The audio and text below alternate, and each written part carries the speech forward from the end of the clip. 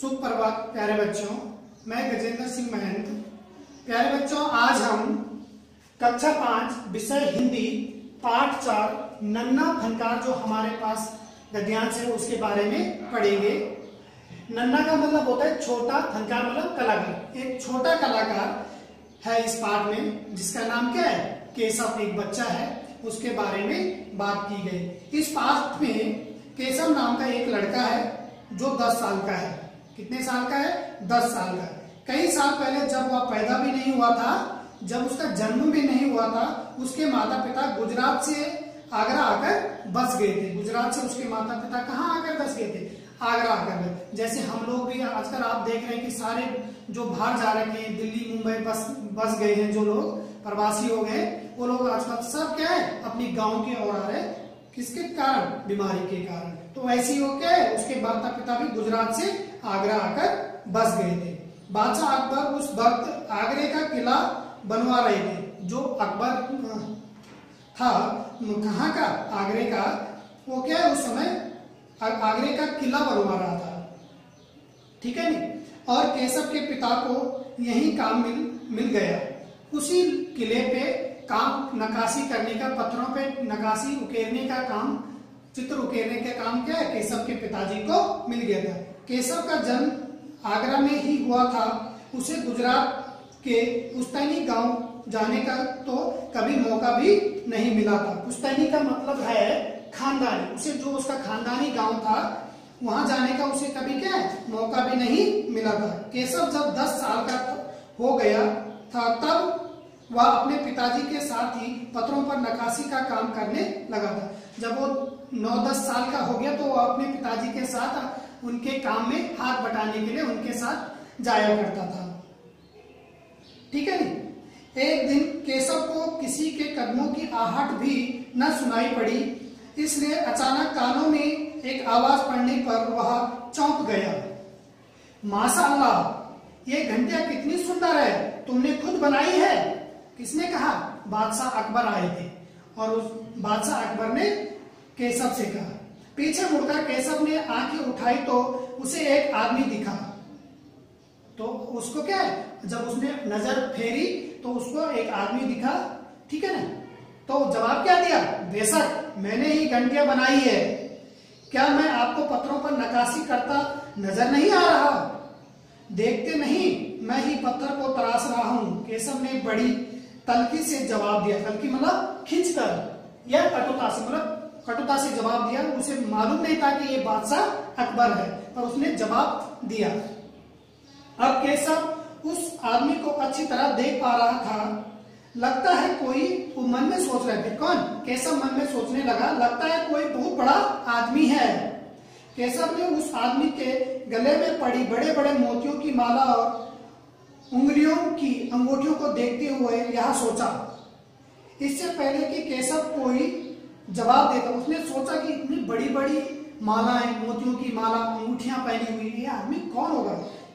कुछ जवाब देता इससे पहले उसने किसी के तेजी से दौड़कर आने की आवाज सुनी। किसने?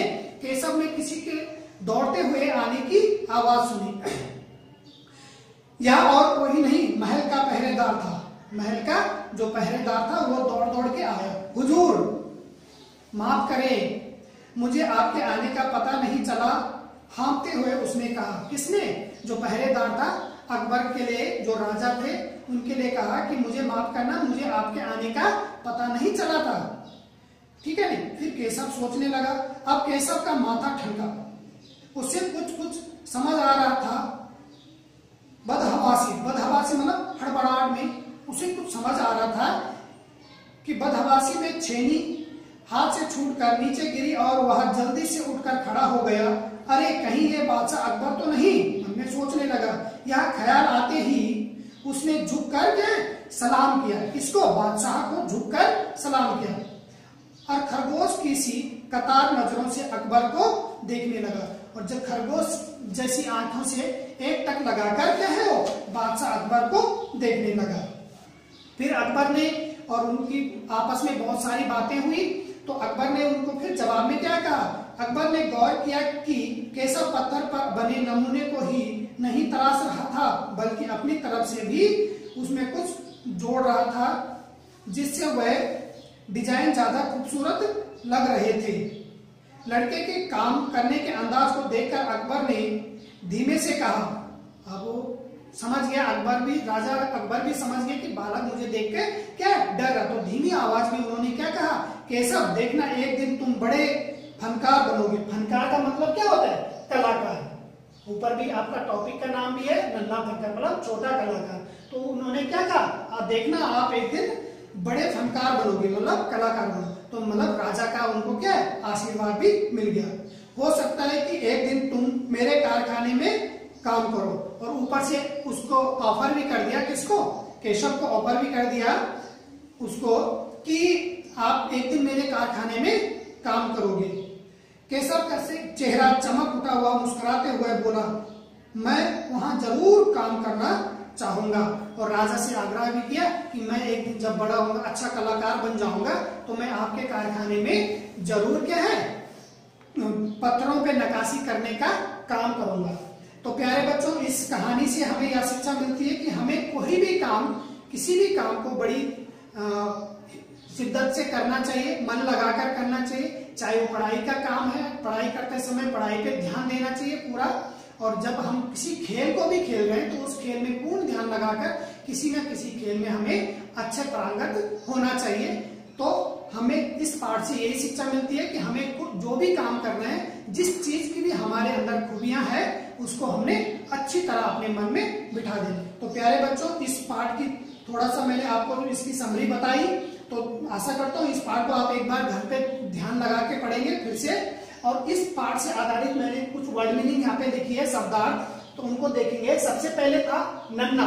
नन्हा मतलब छोटा, जैसे नन्हा छोटा, छोटा बच्चा था वो। फनकार मतलब कलाकार। नक्काशी मतलब पत्थर पर चित्र उकेरना, पत्थर पर डिजाइन बनाना। आपने देखा होगा कि बहुत सारे मकानों पे, मंदिरों पे क्या है, पत्थरों पे नक्काशी चित्र उकेरे रहते हैं, शेर के, है ना, बाघ के, किसी और पक्षी के, आदमियों के। तो पत्थरों पर चित्र उकेरना। तलखी मतलब खींचकर या कटुता से जवाब दिया उसने राजा को। जुर्रत मतलब हिम्मत करके भी उसने क्या है, राजा से बात करी, डरा नहीं हो, ठीक है ना। पुश्तैनी मतलब खानदानी। प्यारे बच्चों, आपके वर्कबुक में भी और वर्ड मीनिंग है, इसको आप अपने नोटबुक पे करेंगे। इसको मैं पीडीएफ में आपके डाल दूंगा और क्वेश्चन आंसर भी। तो आपने ध्यान लगाकर उनको याद भी करना है और पाठ को एक बार दोबारा रीड करना है। Thank you.